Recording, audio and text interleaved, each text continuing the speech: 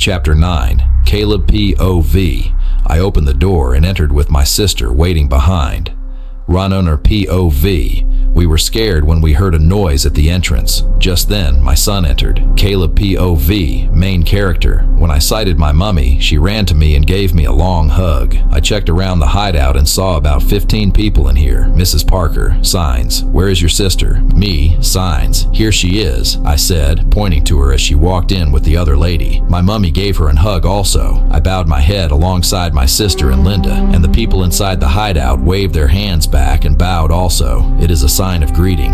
Me, signs. What happened? Mrs. Parker, signs. The beasts and the vampires came attacking yesterday evening and many people died. John, my father, locked us in here and went outside with other men to fight the vampires and the beast. I just hope they are alive. Me, signs. Sadly. Mum, father is dead. Mrs. Parker, she felt lost as she almost fell, but I was fast to grab by the hand. What happened? She finally asked. Me, he was killed by the vampire. I went ahead and explained everything to my mum, from how Abigail was kidnapped to the time I looked for her, and how Daddy died in the hands of the vampire, as she just wept bitterly. A woman beside her consoled her. I and my sister also wept silently as Linda joined us in weeping. She was trying to comfort us, especially me, but she ended up joining. So funny. Whenever I remember this day, no matter how sad I am, I smile.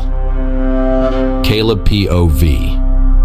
My sister took Linda into her own room to manage with her, while my mummy asked me about Linda, and I told her that I met her after we had successfully destroyed the vampires. We met her on our way home. Mrs. Parker, okay. Those people locked with my mummy found their way to their houses after consoling Mum, or should I say themselves, because almost all their husbands were killed while protecting the lives of their wives and kids. One day later, Linda POVI was in the room with Abigail when the door suddenly opened as silently as possible, little by little, until it was fully open. Caleb came into view, and his back was turned to us, and I understood immediately.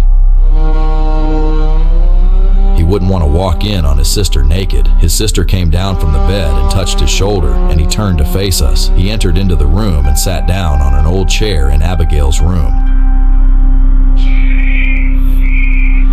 After entering my sister's room, I took a book and complimented her beauty. I wrote in the book, "Did you know that your beauty can make the saddest man happy again? You are the most beautiful lady I have ever seen in my life." I gave it to her, and she blushed. Yeah, I could detect that. She wrote something back and gave it to me while my sister was just watching us, aware of what was going on. It read, "You are not bad either," and I smiled. I wrote again, "Are you feeling hungry?" She wrote, replying, "No, your caring sister has already asked me about that." I wrote again, "Don't feel shy because right now, as I am writing to you, I am feeling hungry. I haven't eaten anything since yesterday."